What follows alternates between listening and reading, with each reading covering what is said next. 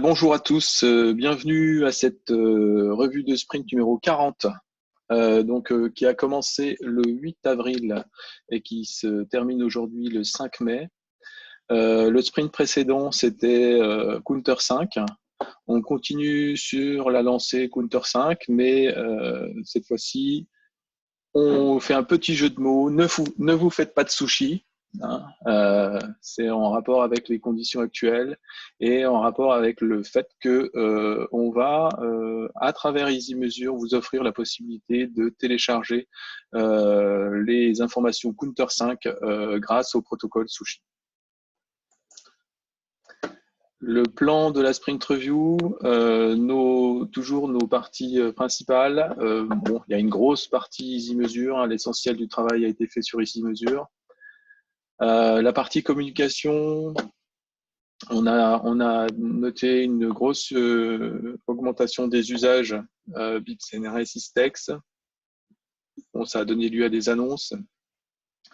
Les chiffres ont vraiment augmenté de façon impressionnante. On s'imagine bien que les chercheurs qui sont confinés chez eux passent du temps à faire de la biblio et à faire des recherches sur le Covid.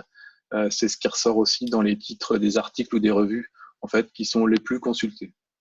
On a fait un petit peu de support. Un élément notable aussi à mentionner, c'est l'accord Unpaywall qui est en cours de validation. Donc là, on est vraiment bien avancé sur cet accord Unpaywall. Thomas, on dira peut-être quelques mots. Au niveau EasyParse, on n'a pas fait grand-chose. Je reviendrai dessus, mais on a juste avancé au niveau des partenaires. Voilà. Analogiste, c'est moi qui vous en parlerai parce que Fred est malheureusement dans son lit, donc on pense bien à lui. Il a une sciatique. J'évoquerai un peu ce qui a été fait, sachant qu'il n'y a pas eu de journée parseur au cours de ce sprint. Et puis l'essentiel va tourner autour d'EasyMesure, où on est sur plusieurs fronts en même temps qui vont se rejoindre bientôt dans les sprints qui arrivent et qui font que on ouvre de plus en plus l'accès à EasyMesure pour des choses qui sont qui viennent à la fois d'EasyParse et à la fois des statistiques éditeurs qui permettent d'utiliser la vocation d'agrégateur d'EasyMesure. Donc la partie communication, on a eu 3 installations au cours du sprint, essentiellement à l'étranger. On a fait un support avec Aurélien Moisan. Donc on a consacré à peu près 1 heure. On a eu des feedbacks. En fait, c'est pas vraiment des feedbacks, mais c'est des gens qui saisissent l'opportunité d'être confinés pour se consacrer à des choses qu'ils n'avaient pas forcément eu le temps de faire. Donc ils se mettent sur des données EasyParse. Donc on a je le signalais tout à l'heure, grosse augmentation des usages numériques, des CNRS, Istex. C'est le cas aussi pour l'INSERM, puisqu'on est opérateur aussi au niveau INIST pour eux. Voilà, donc je passe à la partie analogiste.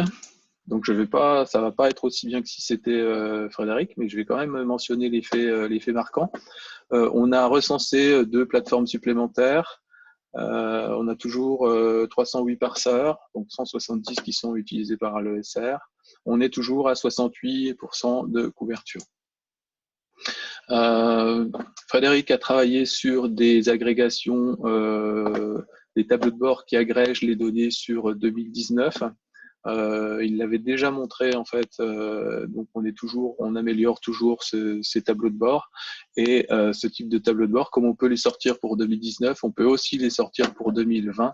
Donc ça permet d'avoir des informations de consultation relativement rapidement. Donc là, on est plutôt mieux que les éditeurs puisqu'on peut sortir les statistiques presque en direct. Donc là, je ne rentre pas dans le détail parce qu'en fait, je vous laisse, on en reparlera sûrement plus tard. Voilà. Il faut évoquer aussi qu'on va faire des mises à jour. On a prévu en fait en particulier d'améliorer le middleware Crossref parce on avait remarqué en fait que on avait un souci sur certains ISSN et donc on ignorait en fait des informations à partir d'une petite erreur sur le contrôle de l'ISSN. Et puis aussi on manquait des informations sur les titres. Sachant que le titre dans les informations Crossref se retrouve à plusieurs niveaux d'arborescence et donc on allait le chercher qu'à un endroit et qui n'était pas forcément l'endroit le plus signifiant au sens de la mise à jour de la revue. Donc là on va travailler sur cette partie-là et on va relancer les traitements pour BIP CNRS 2019 et 2020 avec EasyParse. Donc, on va tout retraiter. Donc, on bénéficiera aussi des améliorations des différents parseurs. Et on rechargera ensuite dans EasyMeasure. Donc, ça va être une grosse opération. Ça va être amélioration au niveau du middleware Crossref et meilleurs chiffres au niveau du CNRS pour 2019 et 2020. J'aborde maintenant la partie EasyParse. Donc, la partie EasyParse, comme je vous le mentionnais tout à l'heure, elle a tourné surtout autour des collaborations. Donc, collaboration avec le consortium Luxembourg, avec Teresa et Patrick. Et donc, on est opérateur de façon provisoire pour le Luxembourg.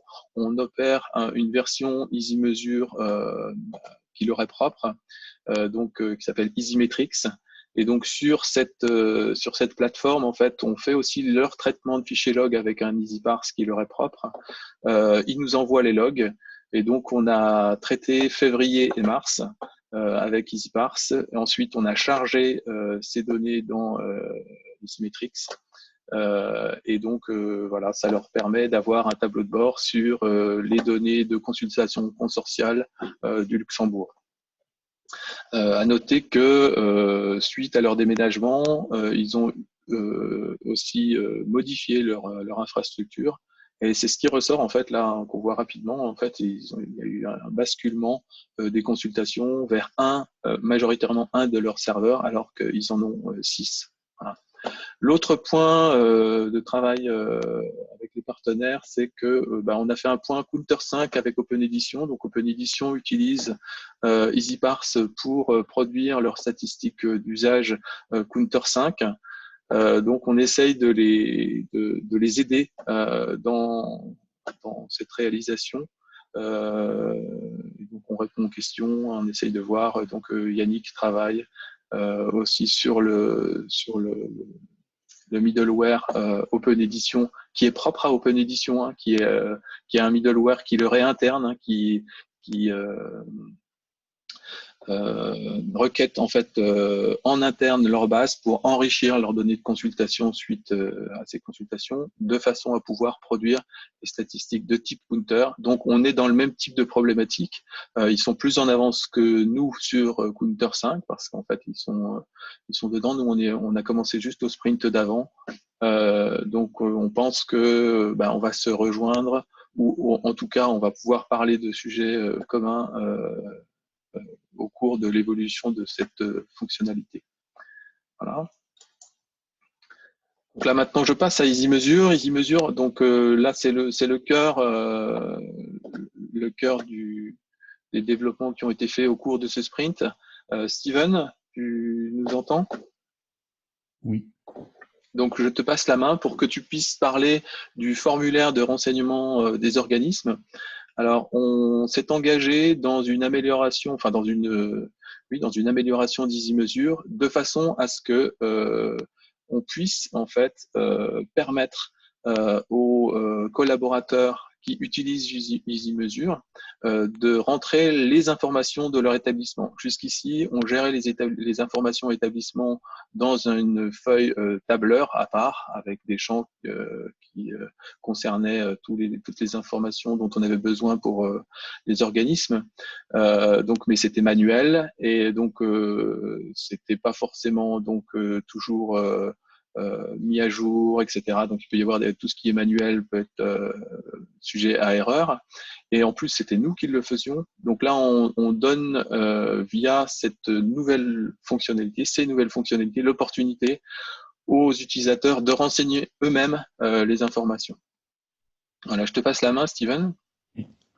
Donc, comme Dominique l'a dit, ce formulaire va servir aux utilisateurs pour saisir les informations sur leurs établissements. Ce qu'on peut voir sur cette slide, c'est le formulaire qui avait été présenté à la dernière revue de projet. Donc, le formulaire a été mis à jour pour corriger quelques bugs.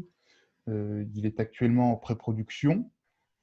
Donc, on va y renseigner différents champs comme le nom de l'établissement, le code UAI, donc, qui est l'unité administrative immatriculée donc, de l'établissement. C'est un paramètre optionnel. On va y retrouver la page d'accueil d'établissement qui est lui aussi un paramètre optionnel. Et en paramètre obligatoire, donc on aura le nom de l'établissement, l'adresse email. Et selon votre adresse email, donc avec le domaine, on pourra vous suggérer un index, un nom d'index. Et vous pourrez vous choisir un nom d'index donc qui est index affecté. Donc voilà, et vous pourrez dire aussi si vous êtes correspondant technique ou documentaire, ou bien les deux. C'est un paramètre optionnel aussi, et ainsi que choisir un logo d'établissement. Donc pour pouvoir gérer ce formulaire, nous avons un menu d'administration qui est en cours de développement. Donc est-ce qu'on pourrait passer à la slide suivante? Donc voilà, il y a une administration donc, qui permet de voir tous les établissements. Nous pourrons les enrichir en rajoutant un sigle, une ville, un type d'établissement. Mais il faut savoir que ces champs sont pré-remplis si vous saisissez un code UAI au moment de l'envoi du formulaire. Nous, ça nous permettra juste de contrôler que les champs sont bons, sont bien remplis, et nous pourrons les enrichir si besoin. Nous pourrons aussi valider tout ce qui est automatisation sur votre établissement, comme donc l'automatisation EasyMesure ou EasyParse, ou bien le reporting, et aussi confirmer les contacts utilisateurs. Donc voilà pour ça. Donc on peut voir aussi sur ce formulaire qu'on a deux champs en haut qui est établissement et utilisateur. La partie utilisateur viendra un peu plus tard. Elle servira à rattacher des utilisateurs à des établissements et pouvoir les gérer comme il faut. Donc ce formulaire a pour but de remplir des informations pour ensuite pouvoir faire du moissonnage sushi et counter. Donc voilà pour ce qui est des formulaires. Je ne sais pas si je dois ajouter quelque chose. Non, c'est bien.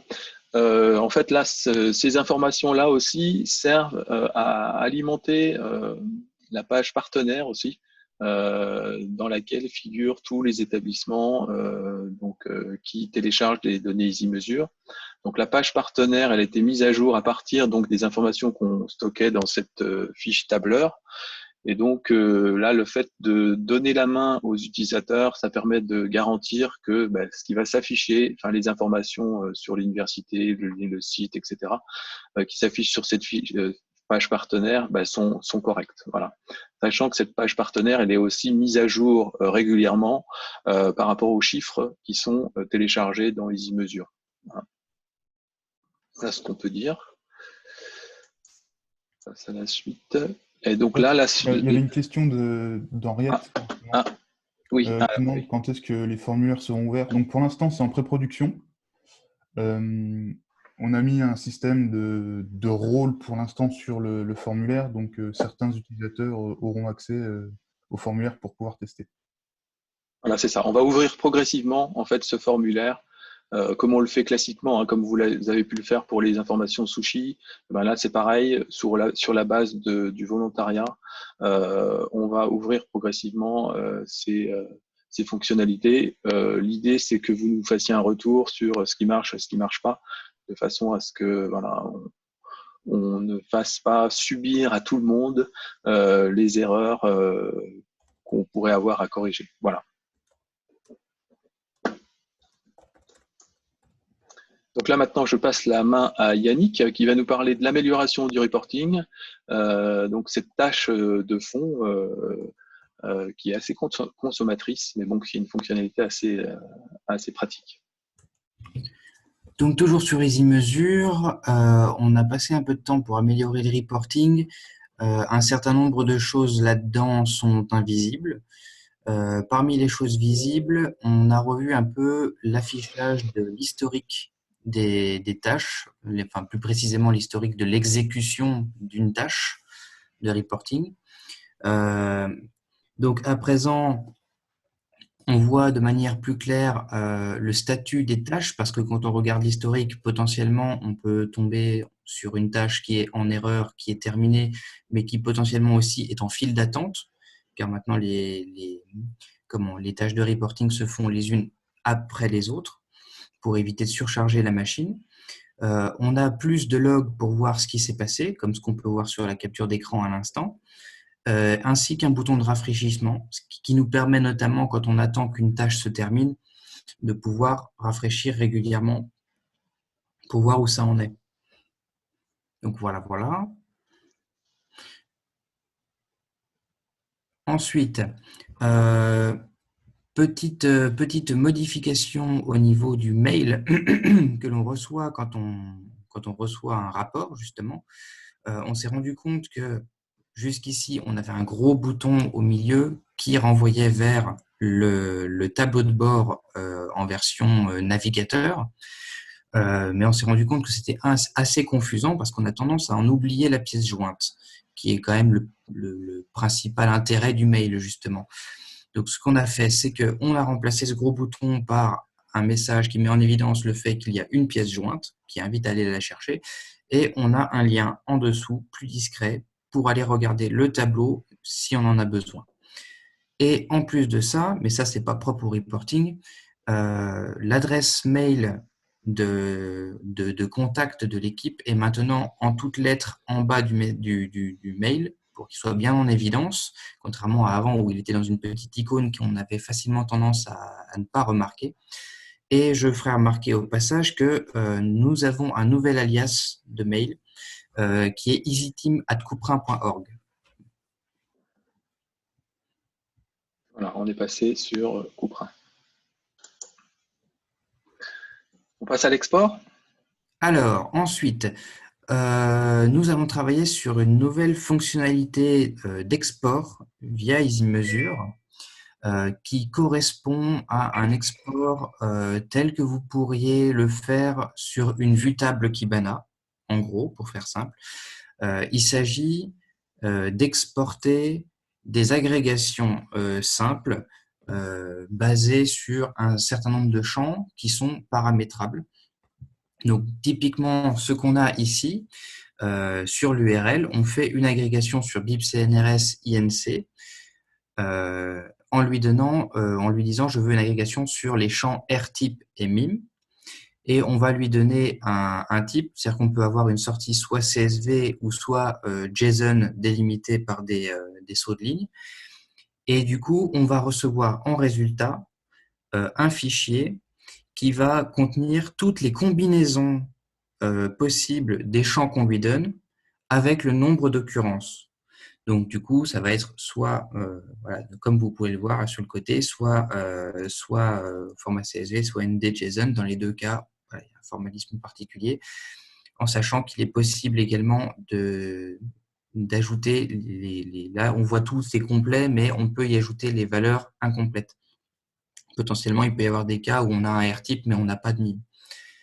Donc, cette API, elle est générique et paramétrable, du coup, et elle répond, on l'a faite en réponse à un cas d'usage précis qui est celui du Luxembourg, qui avait justement un besoin d'exporter la liste des DOI et des titres, car il faut savoir que ce qu'on fait via Kibana est relativement limité. Généralement, quand on fait des vues sur Kibana, notamment des tables, on est très vite tenté de vouloir mettre des limites aberrantes pour pouvoir avoir tous les résultats, mais ce n'est pas prévu pour. Donc, cette API-là va permettre de pouvoir exporter l'intégralité de ce qu'on pourrait faire avec une table. Donc là, typiquement ici, l'intégralité des combinaisons DOI plus titre avec le nombre d'occurrences.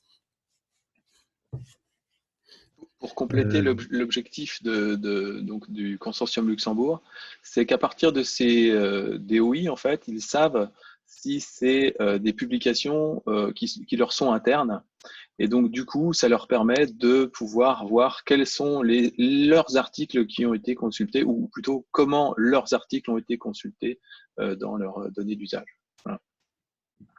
Donc, l'idée après, c'est de faire un rapprochement, c'est-à-dire de prendre ce fichier qui a été exporté et dans un autre outil, de le rapprocher d'ISSN avec éventuellement, alors soit le DOI, enfin là, c'est le DOI, pardon, avec le DOI et les affiliations, c'est-à-dire quel labo a publié tel article, etc. Donc, faire des comptages par rapport à les usages de journaux, de labos dans lesquels pour lesquels les labos ont publié dans ces revues. Voilà, je ne suis pas très clair, mais je pense que vous comprenez ce que je veux dire. Voilà, donc on passe à la suite. Oui. Donc voilà, c'est le détail de l'agrégation. Alors ensuite, donc ça, donc c'est un nouveau type d'agrégation. Donc on a travaillé sur un MVP qui va nous permettre de pouvoir générer des index avec des données de type Counter 5 à partir de nos index habituels qui contiennent des éléments de consultation. Donc, pour vous donner le principe, ça va nous permettre donc de partir d'un index source qui contient des éléments de consultation. À partir de cet index-là, on va faire des des paquets par mois, justement parce que Counter, c'est des choses par mois en général. Ensuite, pour chacun de ces mois, on va faire des paquets par revue. Et du coup, ces revues-là, on va y ajouter des chiffres, des métriques de type Counter 5 qui correspondent au nombre de consultations dans le mois. Et on va mettre tout ça dans un index cible. Et donc, le contenu, si on peut passer à la slide suivante, cet index cible qui va recevoir les statistiques, il va avoir des documents qui auront cette forme-là. Donc, pour chaque document, on va avoir la date qui correspond au mois. Là, typiquement, on a agrégé le mois de juin 2019. La plateforme, donc ici, on a un document de Wiley. On va avoir ce qui identifie la revue, donc les identifiants en ligne et électronique et papier, la date de publication et le titre. Et en dessous, on va avoir des agrégations, enfin des chiffres qui ont été faits avec des agrégations Elasticsearch et qui correspondent à ce qu'on peut trouver dans un rapport Counter 5. Donc typiquement, le nombre total d'investigations. Donc là, il s'agit de tout ce qui est consultation d'articles, mais aussi tout ce qui est résumé, preview, référence, il y en a encore quelques-uns en plus, je crois. On va avoir le total des requêtes, où là, pour le coup, c'est les vraies consultations d'articles. Donc, ça va être les articles et book ou book section dans le cas d'EasyParse. Et en dessous, on va encore avoir l'équivalent de ces deux chiffres, mais en version unique. C'est-à-dire que ça va être dédoublonné par session et par identifiant de ressources. Donc, dans le cas d'EasyParse, l'identifiant de ressources, c'est le UnitID. Donc voilà, en sachant que le prérequis pour que ces deux derniers chiffres fonctionnent, c'est d'avoir un identifiant de session dans les consultations et qu'elle soit bien sûr dans EasyMeasure. Donc voilà, ça va nous permettre d'avoir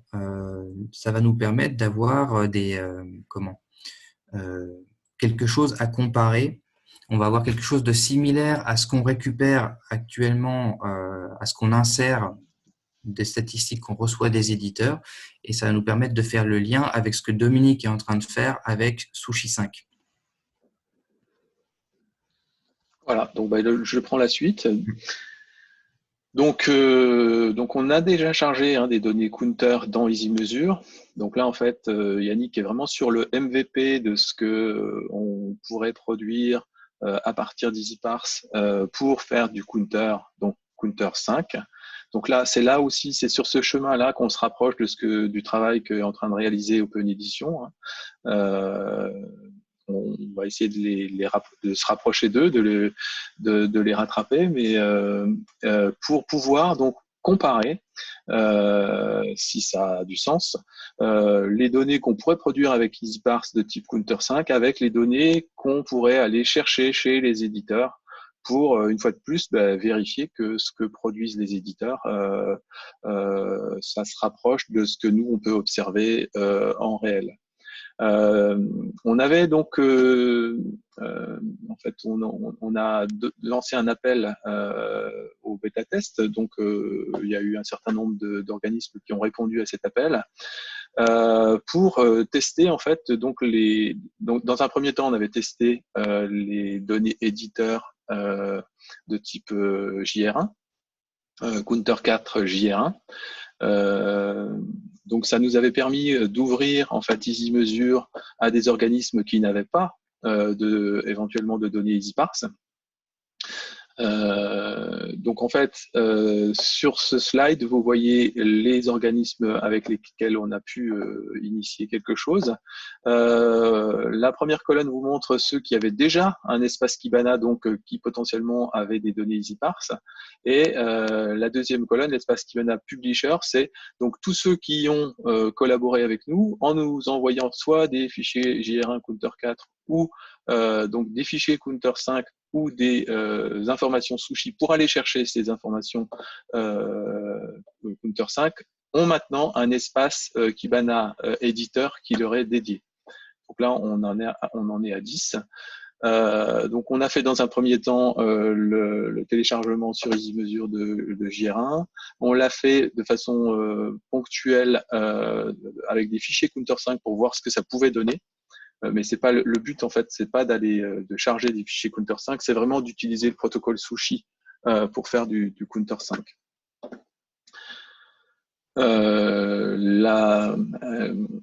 L'apport de Sushi, c'est que vraiment on pourra aller, une fois qu'on a les informations de connexion Sushi, on peut aller chercher tous les types de rapports. Alors que quand on est en mode fichier, eh ben, pour chaque type de rapport, il y aura un type de fichier et donc à chaque fois, il faudra faire un chargement, donc ce qui alourdit beaucoup le process. Alors que quand on est Sushi, ben, on a le moyen de se connecter et on peut envisager d'aller interroger successivement la plateforme éditeur pour aller rechercher tous les types de rapports. Et donc là, on a fait ces tests avec avec les informations que nous ont été fournies par plusieurs universités. Donc, nous, le CNRS, on l'avait fait. On a bien avancé aussi avec Jacqueline, avec l'INRIA, l'Université de Bordeaux, l'Université de Lorraine. Paris 8, ils nous ont envoyé des informations, mais on n'a pas pu récupérer de fichiers. Et l'Université de Rennes. Donc là, c'est une autre vision de cette opération avec donc le nombre en fait de plateformes pour lesquelles on a pu aller rechercher des informations. Donc au niveau CNRS, on a travaillé sur 4 plateformes. L'INRIA nous a envoyé 6 plateformes. Donc, il y en a eu depuis de nouvelles, mais j'ai encore pas pu les tester. L'Université de Lorraine nous a envoyé des informations sur 12, etc. L'Université de Lorraine, 28. Thomas, Thierry Fournier, c'est lui qui nous en a envoyé le plus. Et donc, en fonction de ces informations Sushi, on a testé, en fait, si c'était fonctionnel, les requêtes. Et donc, on a eu un certain nombre de plateformes en vert. Donc, on a fait donc le test avec 5 organismes de l'ESR. On était sur 2019. On a travaillé sur les master reports. Et puis, on a fait un test aussi sur un database report pour voir ce que ça donnait. Quand on faisait les requêtes Sushi, on demande toutes les métriques. Et en plus, on demande des attributs qui concernent l'open access. Donc, on a 11% de plateformes qui renvoient des informations sur l'open access. Et puis, on a aussi demandé les années de publication. Donc là, ça va de 2019 à 1972. Et donc, en proportion de données qu'on a réussi à rapatrier, c'est presque 90% de journals, un peu de book, et puis un tout petit peu de database, c'est juste pour vérifier que ça fonctionne. Là, vous avez l'histogramme en fait des consultations, de toutes les consultations qu'on a pu aller rechercher. Ça n'a pas de sens réel puisque on a toutes les métriques counter qui sont rassemblées ici. Hein. Donc là, il faudrait les prendre une par une pour voir les consultations, les vraies consultations. En fait. Donc là, on voit que ça représente 61 plateformes. Donc là, on a déjà une vision de ce que pourrait donner une agrégation de données pour quand on va aller chercher les métriques de plein de plateformes. Voilà pour ce point sushi, on avance bien. Ce qu'on a remarqué au cours de ce test, c'est qu'en fait, c'est pas évident de connaître quelles sont les informations pour aller rechercher les informations sushi. Donc, ce que j'ai proposé aux gens qui m'ont envoyé leurs informations sushi, on a fait un article de blog pour décrire comment aller rechercher ces informations, mais des fois, c'est un petit peu particulier. Il y a une université qui a mis une page en fait en ligne qui explique en fait comment où trouver les informations sushi, etc. Mais comme on n'a pas accès à cette page, j'ai proposé un document partagé dans lequel vous pourrez aller mettre en fait tout ce qui vous paraît utile pour pouvoir aller chercher les informations Sushi Counter 5 sur les sites des éditeurs pour faire gagner du temps en fait aux collègues parce qu'en fait c'est un petit peu une jungle de savoir qu'est-ce qu'il faut. Donc dans certains cas il faut une API key, dans d'autres non. Voilà. Donc votre expérience pourra profiter aux autres et donc le temps que pour les bêta-testeurs, le temps que vous allez passer sera gagné par les autres qui pourront bénéficier de vos tips. Sachant que quand Steven vous a montré en fait la page profil. Donc, bien sûr, la page profil dans EasyMesure, elle servira à enregistrer des informations qui concernent les organismes, mais on va proposer le plus tôt possible un onglet qui concernera Sushi et qui vous permettra de saisir en fonction des plateformes les informations Sushi. Et donc du coup, ça sera beaucoup plus facile. Là, ce qu'on vous a proposé, c'est de nous renvoyer un fichier CSV dans lequel vous mettez les colonnes, la plateforme, etc. C'est sûr que quand ça sera disponible directement au niveau d'EasyMesure, vous n'aurez plus qu'à cocher les plateformes dont on sait qu'elles sont vertes. Et puis, on vous invitera à enregistrer vos informations Sushi et puis vous pourrez cliquer et puis le téléchargement se fera tout seul. Donc là, c'est l'objectif en fait de cette fonctionnalité.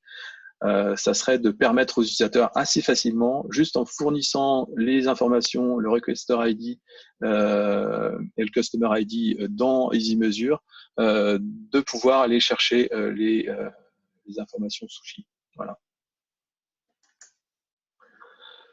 Donc là, on passe au tableau de bord négo. Thomas, je te passe la main sur ce sujet. C'est bon, vous m'entendez? Oui. Donc sur ce point en particulier, l'idée c'est de profiter du fait. Donc là, on rebascule sur la partie EasyMesure traditionnelle, c'est-à-dire la partie EasyMesure qui repose sur les données collectées par les différentes instances d'EasyParse, vos instances d'EasyParse, et les données que vous déposez chacun dans vos index établissements, enfin, en grande partie. L'idée c'est de... Le titre de la diapo est un peu trompeur, j'aurais dû le rendre plus clair, je m'excuse. Enfin, il y a deux éléments que j'aurais dû séparer en deux diapos, je m'en rends compte au moment où je parle là. La première partie qui est assez bien délimitée et qu'on commence à bien connaître, et vous aussi, c'est les données EasyParse que vous reversez qui concernent toutes les plateformes classiques, ce que nous on appelle classiques, c'est-à-dire des plateformes qui proposent des accès à des contenus type ouvrage ou type revue. Pour ça, on sait très bien faire. On sait très souvent bien catégoriser et qualifier les événements de consultation pour ces types de contenus. Et de la même façon, généralement, ce sont des plateformes qui proposent des rapports Counter, pour une grande partie qui sont déjà conformes Counter 5. Donc pour ces plateformes-là, ça va être très facile. Enfin, on est déjà en mesure de proposer des agrégations de données sur la partie EasyParse pour monter des tableaux de bord de type négociation, c'est-à-dire plus seulement un tableau de bord pour un établissement, mais un tableau de bord pour une ressource donnée qui va agréger toutes les données disponibles pour une ressource.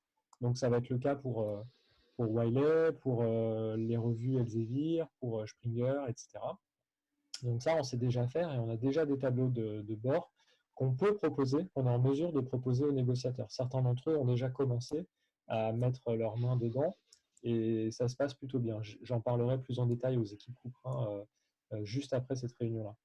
Le point d'achoppement, le premier point d'achoppement sur lequel on tombe, ce sont les plateformes qui proposent des contenus avec lesquels on est un peu moins à l'aise, aussi parce que la nature des informations auxquelles on accède sur ces plateformes est plus difficilement qualifiable. Et ça, c'est le cas typiquement pour les bases de données citationnelles. Donc, on a cité WOS et Scopus là sur la diapo.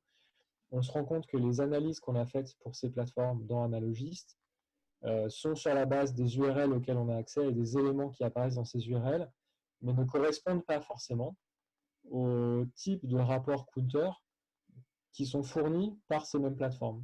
Et du coup, quand on se met à vouloir, ce qui est la façon logique de travailler, hein, quand on se met à vouloir à comparer les données EasyParse qui sont collectées pour ces plateformes et les données Counter qui sont fournies par ces plateformes, on a du mal à travailler parce qu'on a du mal à faire la relation entre ce que EasyParse est capable de dire sur ces données d'usage et ce que l'éditeur nous envoie. Donc là, il va y avoir un travail à faire qu'on va mettre en route d'aller requalifier les analyses analogistes qu'on a fait pour ces plateformes en particulier. Donc on va faire passer un appel à candidature, enfin un appel à bêta-testeur ou un appel à bonne volonté pour venir nous aider à retravailler les analyses de ces plateformes pour pouvoir proposer des tableaux de bord qui font plus sens pour les collègues qui ont besoin qui négocient ces ressources-là. Et ce sera aussi le cas, et je m'arrêterai là-dessus, de toutes les plateformes qui proposent en fait des contenus pour lesquels l'analyse qu'on a fait par défaut, enfin l'analyse existante dans EasyParse ne correspond pas à ce à quoi le ou la négociateur ou les négociateurs s'attendent quand ils envisagent les statistiques de consultation pour la plateforme pour laquelle ils négocient des contenus.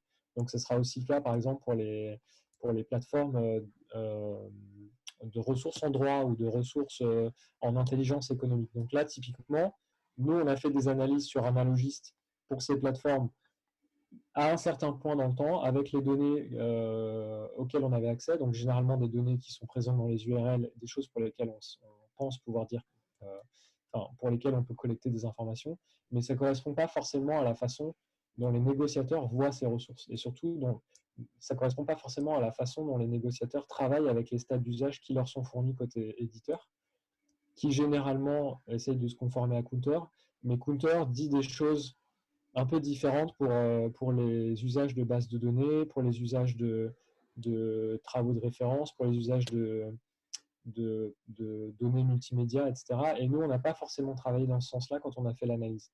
Donc, il n'y a rien de rédhibitoire. Par contre, il y a un travail d'analyse à reprendre. Et pour ça, on va faire appel à la communauté pour nous aider. D'abord parce que nous, on n'a pas forcément accès à ces ressources. Et deuxièmement, parce que quand bien même on y aurait accès, on n'est pas spécialiste ni négociateur pour ces ressources. Donc, ce qu'on qualifie, ce n'est pas forcément ce dont les collègues ont besoin. Donc là, il y a un dialogue à réinstaurer et probablement des analyses à reprendre. Voilà, donc c'est plutôt un programme de travail à venir. Sachant que c'est pas un travail énorme, c'est pas énorme, mais c'est un travail qu'il va falloir faire à plus forte raison si les négociateurs veulent pouvoir s'emparer de l'outil EasyMesure tel qu'on est en train de l'étoffer, et sachant qu'on commence à pouvoir prendre en charge non seulement des données EasyParse, mais aussi de données éditeurs, comme vous l'aurez compris depuis une dizaine ou une quinzaine de diapos maintenant.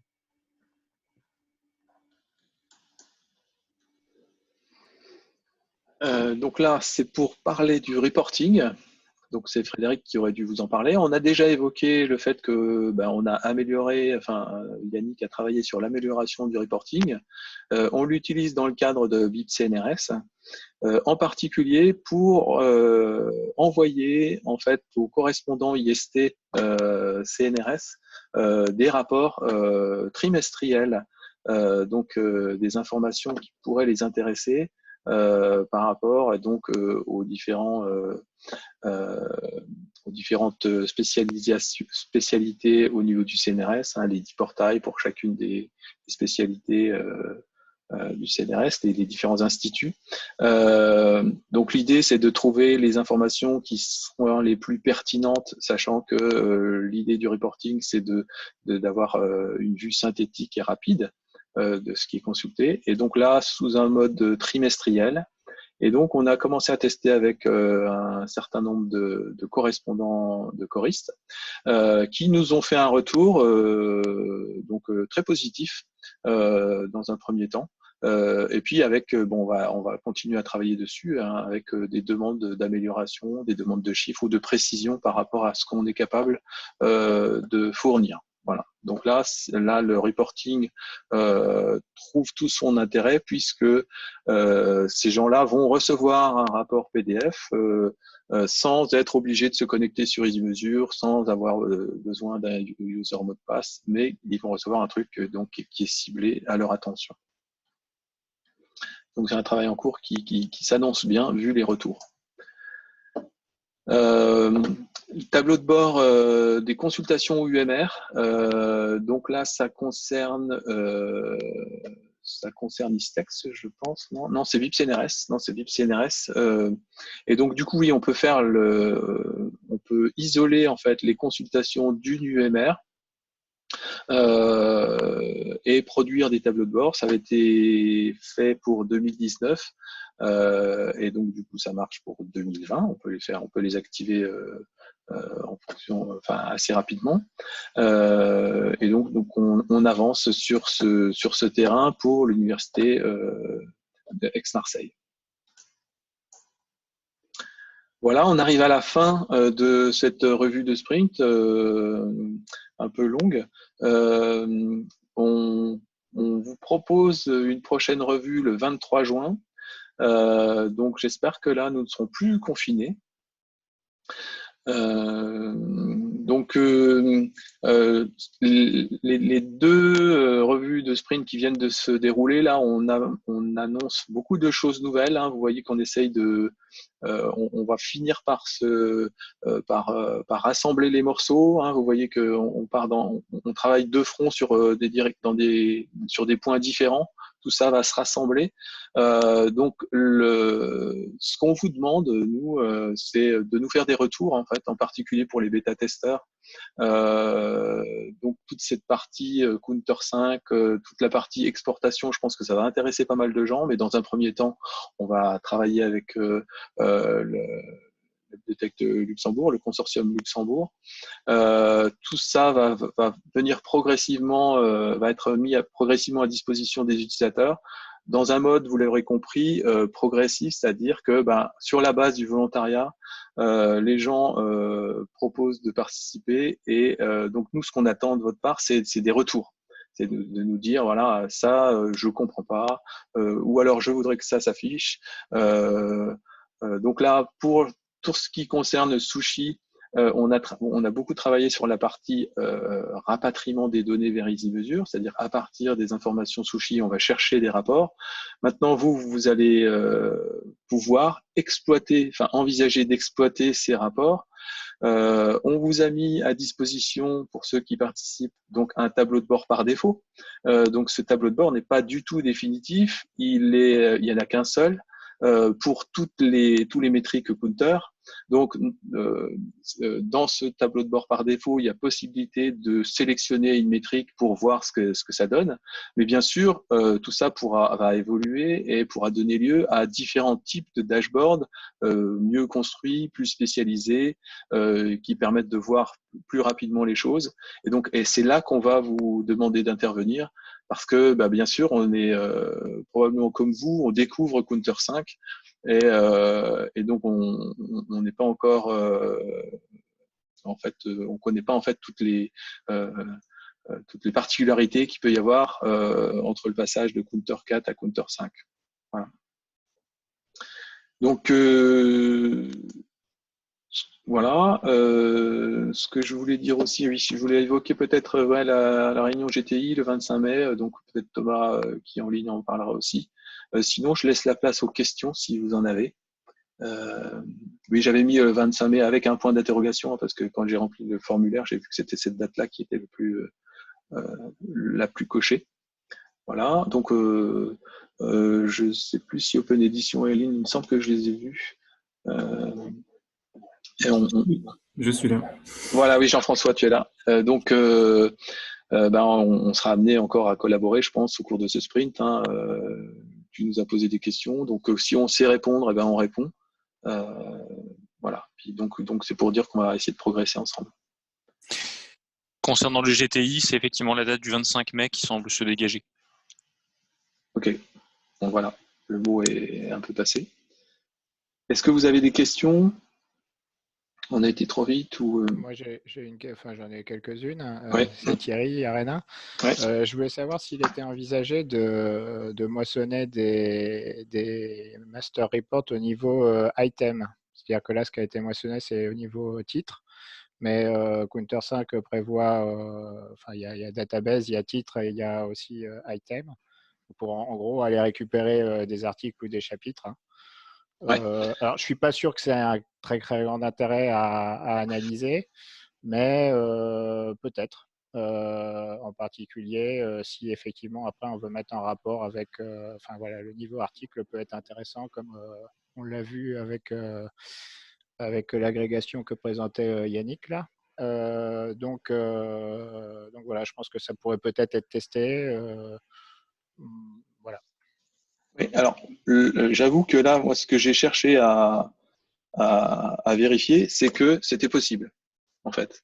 Donc là, en fait, ce qu'on a fait, c'est qu'on a téléchargé, on a demandé les master reports, et puis avec tous les métriques. Et donc, du coup, après, ça veut dire qu'on peut, selon les plateformes, parce qu'en fait, les éditeurs, ils sont compatibles Counter 5, Sushi Counter 5, pour un certain nombre de rapports, selon leur audit, en fait. Okay. Et donc, du coup, selon les plateformes, il va être possible ou pas d'aller rechercher un certain nombre d'informations. Donc, pour l'instant, on vérifie que ça fonctionne ou pas. Et après, on pourra avoir une espèce de gradation sur la quantité de rapports qu'on pourra aller chercher selon les éditeurs. D'accord, mais tu les as pas déposés encore dans les Kibana ou les trucs, on ne peut pas voir ça, nous. Alors, pour l'instant, pour Sushi, on fait une seule type de… en fait, c'est paramétrable. C'est-à-dire qu'en fait, j'ai testé avec un seul type de requête, mais ces requêtes, on les écrit en fait dans un fichier JSON en disant voilà mes informations, voilà quelle plateforme je veux interroger. Donc, j'avais un peu explicité au sprint précédent. Voilà quelle plateforme je veux interroger. Voilà mes informations Sushi. C'est le type de rapport voilà le type de rapport que je veux et voilà la période sur laquelle je le veux. Et donc ça, on lance cette requête, ça va aller chercher le rapport, ça va aller charger dans EasyMeasure, dans un index spécialisé Counter 5, sur lequel on va brancher des dashboards. Et les dashboards, le paramétrage des dashboards va permettre de montrer en fait un certain nombre de métriques. Et donc là, pour l'instant, le dashboard qu'il y a, il est générique, c'est-à-dire que on sélectionne la métrique qu'on veut. Et donc, selon la requête qui a été posée, on aura à disposition un certain nombre de métriques. Et donc, et ces métriques seront à disposition selon le type de plateforme et si la plateforme opère cette métrique, en fait. Voilà. Je ne sais pas si c'est clair. Pour l'instant, il y a peu de plateformes éditeurs qui proposent ce rapport parce que c'est d'énormes rapports aussi. Non, je me posais la question, effectivement, si c'était aussi tout simplement des raisons techniques de volume. Alors, pour l'instant, je crois que la raison technique qui bloque, elle est plutôt côté éditeur. Quand les éditeurs se mettront à les proposer, c'est à peu près sûr qu'on ira en récupérer au moins un ou deux pour voir ce qu'il y a dedans. C'est ça. Et on peut arriver à en faire. Mais c'est vrai que ça ça serait intéressant pour pouvoir faire d'autres types d'analyses sur des données un poil moins agrégées que celles qu'on récupère en ce moment.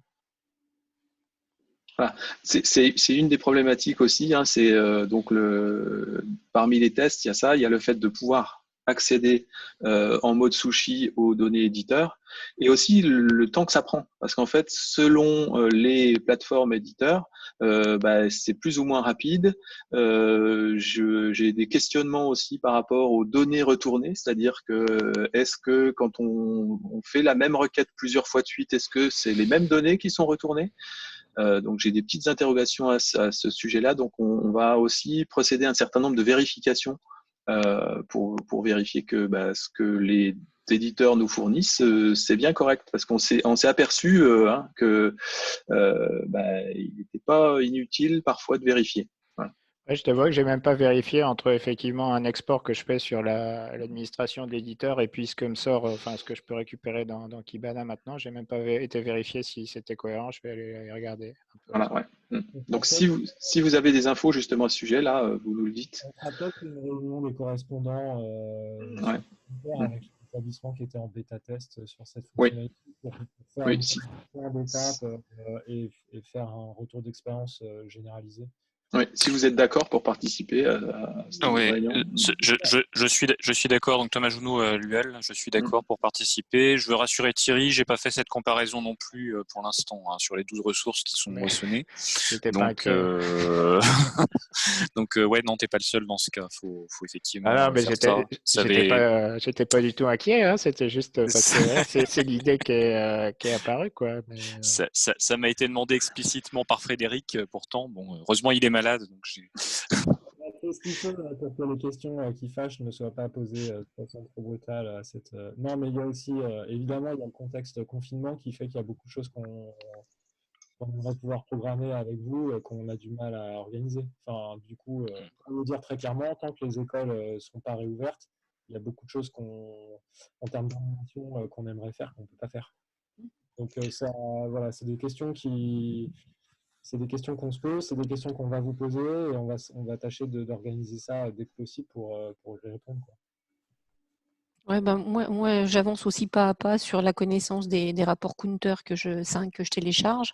Je regarde aussi Kibana, je compare avec les Counter 4 pour voir comment je peux comparer et avoir des indicateurs d'année en année qui puissent être comparables justement. Donc j'avance pas à pas. Donc moi je suis d'accord aussi pour participer si on fait un truc retour d'expérience Counter 5.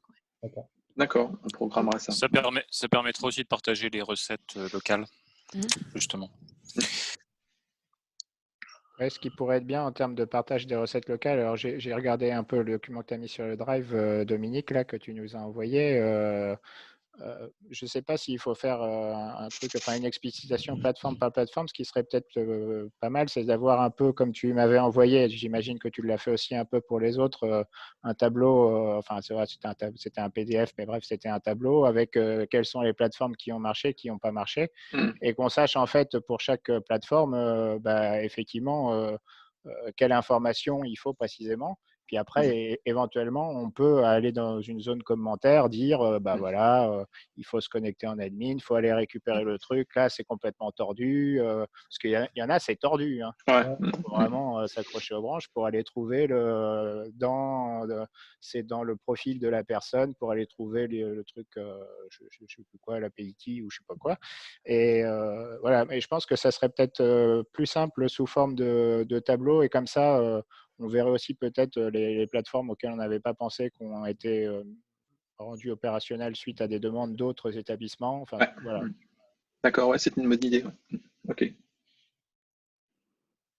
Puis après, ça serait super d'avoir les données Elsevier parce que voilà, ça sera ma dernière intervention. Parce que c'est vrai que là, on a Springer, et on a Wiley et ACS. Et donc, on a envie d'avoir Elsevier. Alors, pour Elsevier, on a fait la demande au niveau CNRS et au niveau AMU, en fait. La particularité d'Elsevier, c'est qu'il faut remplir un formulaire pour le demander et il faut y faire figurer aussi une adresse IP.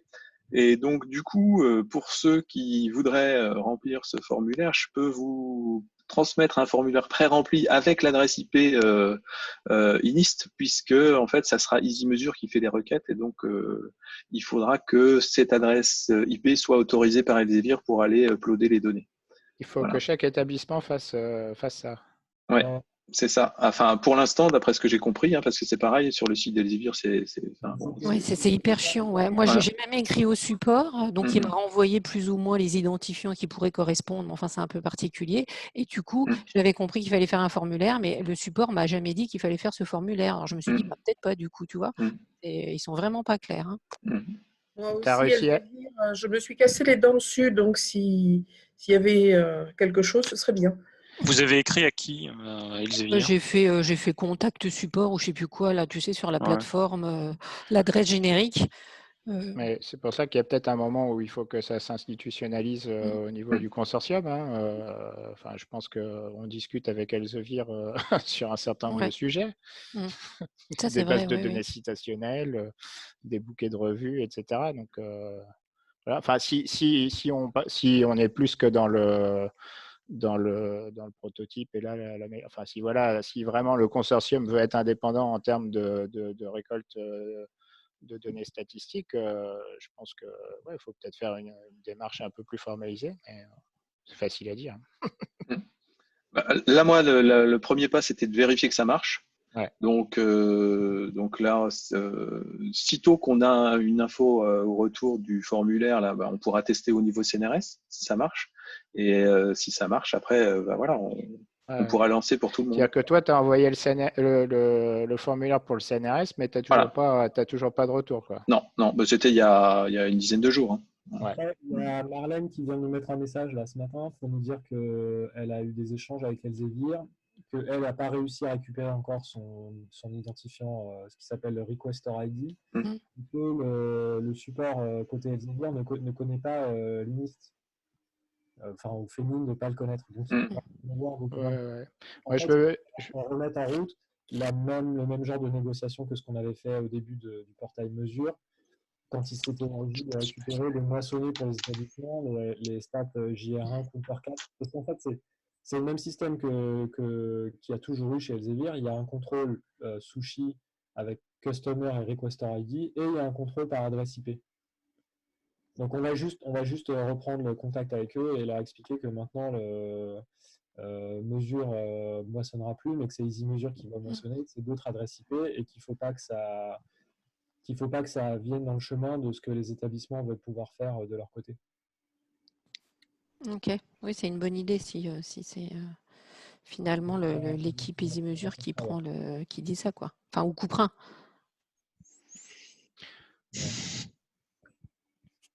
Ok. Donc là, en fait, il y a beaucoup de choses à faire sur ce terrain. Le truc, c'était pas gagné d'avance. Je savais pas si ça allait marcher, mais j'ai l'impression que c'est relativement positif. Donc, je pense qu'on va poursuivre. S'il y a des gens qui nous regardent aujourd'hui et puis qui veulent faire partie des bêta-testeurs, et donc je les invite à aller consulter notre blog et puis consulter l'article en question, Sushi Counter 5. Et il y a les informations qui vous diront comment faire. Il y a un fichier CSV à télécharger qui vous permet, un modèle en fait, qui vous permet de mettre vos informations Sushi si vous les avez, pour nous envoyer ça, et quand on les reçoit, on va traiter au fur et à mesure, et puis on testera les plateformes. Ce que je fais aussi, donc Thierry l'a évoqué aussi, c'est que quand je reçois les informations, je réponds en mettant quelles plateformes on sait déjà reconnaître, et puis celles qui seront nouvelles. Voilà. Ce qui nous intéresse, c'est les plateformes qu'on n'a encore pas faites, en fait, bien sûr. Donc là, en fait, c'est ce slide là qui est vraiment partiel. Je pourrais partager mon écran peut-être. En fait, j'ai donc là j'ai un fichier mode tableur qui recense en fait toutes les plateformes Sushi Counter 5 qui sont censées être fonctionnelles. En fonction des informations que je reçois, je vais tester ces plateformes et elles vont s'afficher vert. Donc actuellement, on en reconnaît 25, voilà, avec les 5 organismes. Il y avait un problème aussi avec De Gruyter, tu m'avais dit. Moi, Oui, mes ouais. coordonnées, ce que j'avais envoyé, apparemment, ça ne marche pas. Ouais, personne en fait. En fait, ok. De Gruyter, je ne sais pas si ça fonctionne parce qu'en fait, dans l'URL, il y a un paramètre qui s'appelle plateforme. Plateforme égale quelque chose et je ne sais pas ce qu'il faut mettre. Quand on va consulter leur doc, il n'y a rien, il n'y a pas d'indication. Et donc, voilà, j'en suis là. Donc, si vous avez moyen de contacter, en fait, de contacter quelqu'un au support. En fait, moi j'avais mis une indication de plateforme pour De Gruyter. Pour moi, c'est degruiter.com, mais en fait, par ailleurs, en ce moment, ils sont en train de changer de plateforme et je pense qu'ils ont plein de problèmes, hein. On reçoit des messages parallèlement d'excuses sur la plateforme qui ne fonctionnent pas, même pour la consultation, quoi. Donc, moi, j'ai écrit au support, mais pas de réponse pour l'instant, hein. Ça date du 23 avril. Donc, Alors, je vais essayer de me mettre sur ce document. C'est celui-là, en fait, voilà. C'est celui-là, et vous allez voir, en fait, comment je procède. Donc là, j'ai une liste de plateformes dans la colonne A, là, avec les 172. Voilà. Et donc, en fonction des organismes, je reçois des informations. Donc, je mets une petite croix quand je reçois des infos. Et puis, cette petite croix, elle devient verte quand ça fonctionne, ou jaune si jamais il me manque quelque chose, ou orange si ça ne marche pas. Donc, en fait, là, par exemple, je crois que c'est De Gruyter, si on regarde. EBSCO, par exemple, ça marche pour personne. Donc, ça veut dire que c'est chez eux qu'il y a un problème. JSTOR, ça marche pour personne. Voilà comment je procède. ok. Tu es dans quel répertoire, là, Dominique? Je suis dans le répertoire divers du dossier EasyMesure. Voilà. Bon, je vais peut-être faire un répertoire spécial, mais tu peux, si tu recherches EasyMesure Sushi dans le drive, tu vas le trouver. Et donc, si on vous envoie des nouveaux identifiants sushi, puisque je vais le faire, là, il faut utiliser un template CSV, là, maintenant, c'est ça?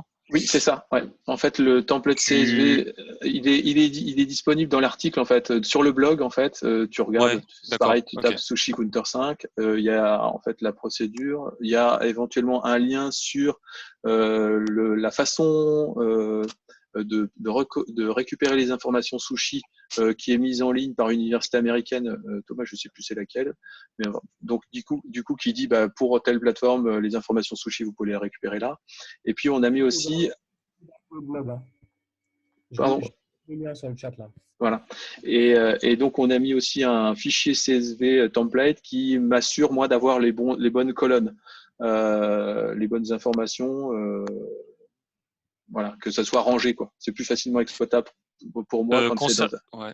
Concernant les paramétrages sushi, je rappelle que si vous allez sur le répertoire de conformité qui est sur le site de Counter, vous avez des informations aussi sur les requester ID, etc., la façon dont ils sont construits et comment et où les récupérer. Si vous allez sur l'onglet Registries of Compliance sur le site Project Counter, en fait, je suis désolé de ne pas l'avoir signalé après. Je m'en suis rendu compte il n'y a pas longtemps, en fin de compte, ce qui est mal. Mais si vous allez sur le répertoire de conformité, que vous allez sur chaque plateforme supportée, vous avez tout un bloc en fait qui s'appelle Sushi Data, dans lequel il y a pas mal d'infos. Ouais. Alors c'est là que je suis allé chercher une grande partie des références. Mais j'ai remarqué aussi que toutes n'y sont pas. Et donc, en particulier sur le site de, je ne sais plus si c'est sur EBSCO ou Exlibris, c'est sur le site de Exlibris, c'est ça? Où ils ont une liste, eux aussi, de plateformes Counter 5 Sushi. Oui, exact. Oui. Qui n'est pas forcément la même que celle qui est sur le site de Counter. Donc là, en fait, cette colonne B, là, en fait, ça dit où j'ai été chercher les informations sushi de la plateforme. Et donc, le supporter, c'est censé être la plateforme a implémenté le truc, mais c'est pas encore audité. Donc, potentiellement, c'est jouable, mais pas forcément audité. Sinon, c'est audité. Et sinon, il y a des plateformes qui sont mentionnées au niveau Ex Libris, qui ne sont pas mentionnées sur le site de Counter. Voilà. Et puis, il y a enfin, je peux recevoir des informations pour lesquelles ça figure nulle part, mais vous m'envoyez des informations, donc je teste. Ouais, et puis, en fait, là, je suis par exemple chez Repsco sur le lien qu'a indiqué Thomas Junot. En fait, voilà, l'audit, il a lieu à une date et les plateformes, elles évoluent, quoi. Par exemple, là, c'était marqué que Repsco ne produisait pas de TRJ1. Maintenant, ils en produisent. Voilà. Voilà, donc effectivement, c'est assez mouvant tout ça. Ouais. Donc, c'est pour ça que je me suis fait mon propre fichier en essayant de le mettre à jour et puis de noter de où je vais tirer les informations. Voilà. Et si vous voulez participer, c'est pareil, on peut partager le truc. Je vous propose d'arrêter là parce qu'en fait, on a un Ouais, peu... oui. Et on a été assez long. Ouais. Ok. On discute de toute façon en ligne et on répond aux questions comme d'habitude. N'hésitez pas à nous contacter. Et puis, donc, on avait dit la prochaine revue de sprint en juin. J'ai déjà oublié la date. Oui, 23. 23 juin. Normalement. Peut-être une ou deux réunions correspondantes. On va voir en fonction de ce qu'on arrive à organiser. Voilà. Eh bien, merci à tous. Ben, merci à vous. Et puis, bonne fin de journée. On continue. Ouais, ok. Merci. Ça Bonne marche. journée à Au revoir. tous. Au revoir. Bonne fin de confinement. Merci. Joyeux Merci. confinement.